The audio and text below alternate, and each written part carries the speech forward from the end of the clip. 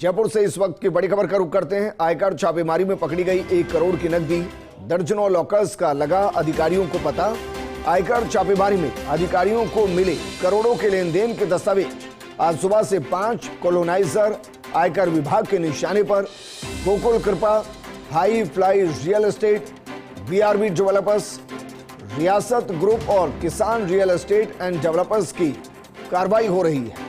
Property कारोबारियों के अलावा एक बिजनेसमैन की भी छापेमारी।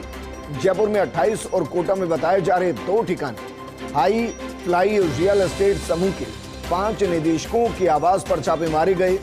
नरेंद्र सिंह चौधरी, सत्यनारायण गुप्ता, अभिषेक शर्मा, कमलेश सैनी, कमलेश कुमार मेरोठा के आवास पर छापे किए गए। गोकुल कृपा कॉलोनाइजर एंड डेवलपर्स के निदेशक सुमेर सिंह सैनी के आवास समूह के मानसरोवर मेट्रो स्टेशन के पास स्थित कार्यालय पर भी छापे मारे गए।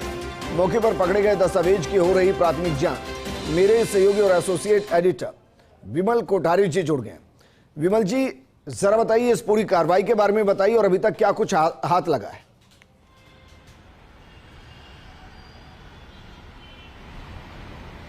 देखिए विजेंद्र जी, इस पूरी कार्रवाई के बारे में आयकर विभाग के पास में गुप्त जानकारी थी कि ये जो 5 कॉलोनाइजर हैं जिनके नाम थोड़ी देर पहले आपने लिए हैं, इन 5 कॉलोनाइजर्स के केस में प्रॉपर्टी के कारोबार से बड़ा गहरा जुड़ाव है। ऐसी सूचनाएं इनकम टैक्स विभाग के पास में मिली थी।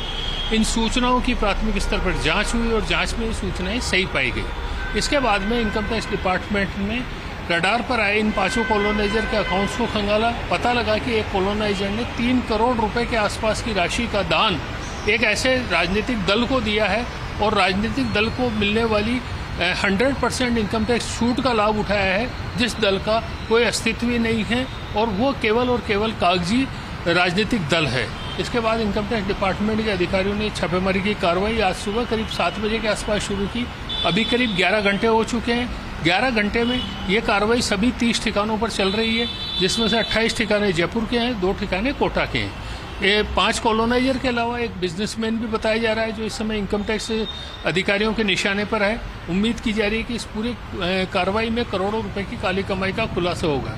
एक खास अपडेट मैं दर्शकों को ये देना चाहूँगा कि एक कॉलोनाइजर के यहाँ जब इनकम टैक्स के अधिकारी छापा मारने के लिए गए तो पता लगा उनमें से जैसे 5 डायरेक्टर्स थे, उन 5 में से 3 डायरेक्टर्स तो मॉर्निंग वॉक पर गए, जो अभी इस समय 11 घंटे बाद भी नहीं लौटे हैं।